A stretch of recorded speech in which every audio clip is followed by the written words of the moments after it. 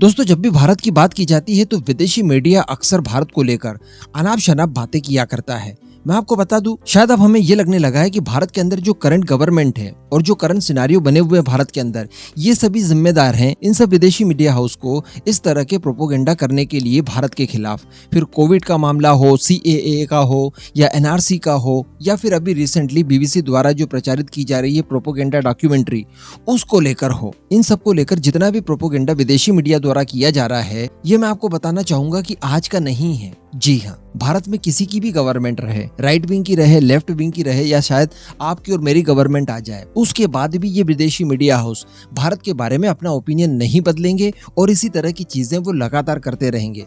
आपको याद होगा जब भारत को इन्हीं विदेशी मीडिया हाउसेस ने सपेरों का देश घोषित कर दिया था, उस समय राइट विंग की गवर्नमेंट नहीं थी भारत के अंदर, लेकिन उन्होंने ऐसा किया। कहने का मतलब भारत हमेशा से ही इनका सॉफ्ट टारगेट रहा है और ये सब इसलिए कर पाते हैं क्योंकि भारत में डेमोक्रेसी है, भारत में फ्री स्पीच है, फ्रीडम ऑफ एक्सप्रेशन का आपको राइट दिया जाता है। इसके नाम पर विदेशी मीडिया न जाने किस किस तरह की अनर्गल बातें भारत के बारे में हमेशा करते रहता है। हम सभी ने CAA का मामला देखा, उस समय कई सारे विदेशी मीडिया आउटलेट्स तो इस तरह की बातें कर रहे थे कि भारत के अंदर एक वर्ग की नागरिकता ही चली जाएगी। क्या चली गई? नहीं, लेकिन अल्प समय के लिए उकसाने के लिए, भारत में माहौल खराब करने के लिए इनके ये कुछ छोटे मोटे आर्टिकल काफी होते हैं। अब इसी तरह का एक प्रोपोगेंडा किया गया है BBC की तरफ से। BBC इस समय भारत के अंदर ट्रेंड में चल रहा है। उसके द्वारा एक डॉक्यूमेंट्री बनाई जाती है प्राइम मिनिस्टर मोदी और उनके रोल को लेकर, 2002 गुजरात में जो कुछ हुआ था उस सब को लेकर। पहले तो आप ये देखिए कि 2002 काफी पुरानी बात है, उसकी डॉक्यूमेंट्री ये आज रिलीज कर रहे हैं 2023 में, यानी 20 सालों से भी ज्यादा का जब समय गुजर जाता है, उसके बाद सडनली आपको लगता है कि नहीं, इसके ऊपर डॉक्यूमेंट्री बनानी चाहिए। अच्छा, दुनिया में कई ऐसे और ज्वलंत मुद्दे हैं जिनको लेकर BBC द्वारा इस तरह से कोई डॉक्यूमेंट्री नहीं बनाई गई। अगर BBC को डॉक्यूमेंट्री बनाने का इतना ही शौक है और सत्य परोसने का इतना ज्यादा शौक है, तो क्यों ना वो ब्रिटिशर्स के ऊपर ही कोई डॉक्यूमेंट्री बना दे, या चलिए आप सुभाष बाबू के ऊपर कोई डॉक्यूमेंट्री बना दीजिए। तथ्यों को सही रखिए। मैं दावा करता हूँ जब आप रिसर्च कर रहे होंगे ना सुभाष बाबू के बारे में, तभी आपको बुखार आ जाएगा और आपको पता चल जाएगा कि आपके बाप दादा जो ब्रिटिशर्स थे, उन सभी को भारत को छोड़कर भारत को आजाद करने की ऐसी भी क्या जल्दी थी। लेकिन ऐसा नहीं किया जाएगा। सुभाष बाबू के ऊपर डॉक्यूमेंट्री नहीं बनाई जाएगी, ना ही उन क्रूअल ब्रिटिशर्स के ऊपर डॉक्यूमेंट्री बनाई जाएगी जो कि इन्हीं के बाप दादा थे, बल्कि इन्हें भारत का सौहार्द खराब करने के लिए, फेक चीजों को प्रमोट करते हुए, फिर भारत के आंतरिक मामलों में हस्तक्षेप करने के लिए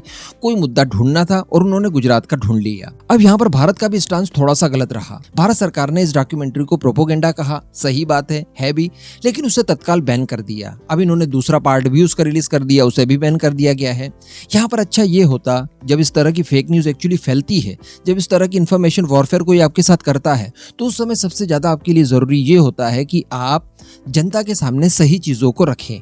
पूरी तरह से जितनी भी बातें हैं वो सारी की सारी बिल्कुल ओरिजिनल फॉर्म में रख दीजिए। जनता उसके बाद अपने आप ही डिसाइड कर लेगी कि कौन सी चीज प्रोपोगेंडा है और कौन सी चीज वास्तविकता है, जो हम लोग लैग कर गए और यहाँ पर हम लोग इंफॉर्मेशन वॉरफेयर हार रहे हैं। अब दोस्तों, इन सब चीजों को लेकर दुनिया के अलग अलग देशों का रिएक्शंस भी आना शुरू हुआ। पहले इजराइल से एक्सपेक्ट किया जा रहा था, क्योंकि इजराइल हमेशा ही भारत के जब भी इस तरह से मुद्दे उठते हैं अंतर्राष्ट्रीय लेवल पर, तो इजराइल अपना ओपिनियन जरूर रखता है, भारत को सहयोग जरूर करता है, लेकिन इस बार वो अपने आप में उलझा हुआ है। इसके बाद अमेरिका की बारी आई तो अमेरिका ने भी इस तरह की डॉक्यूमेंट्री के ऊपर ज्यादा कुछ बोलने से इनकार कर दिया और अल्टीमेटली उन्होंने ये कह दिया कि हमें इससे कोई लेना देना नहीं है, हमने तो ठीक से इसे देखा भी नहीं है। इसके बाद बारी आती है रशिया की, जो कि हमारा परम मित्र है। अब रशिया के अंदर एक प्रेस ब्रीफिंग चल रही थी और यहाँ पर बोल रही थी रशिया की विदेश मंत्रालय की प्रवक्ता। इनसे प्रेस ब्रीफिंग के दौरान कई सारे क्वेश्चन अलग अलग किए गए। इसमें एक BBC डॉक्यूमेंट्री को लेकर भी और प्राइम मिनिस्टर मोदी को लेकर क्वेश्चन किया गया, तो इसके ऊपर उन्होंने बोलने से इनकार कर दिया और कहा कि इसके ऊपर कोई ओपिनियन नहीं है। इंडियन गवर्नमेंट ने अगर इसे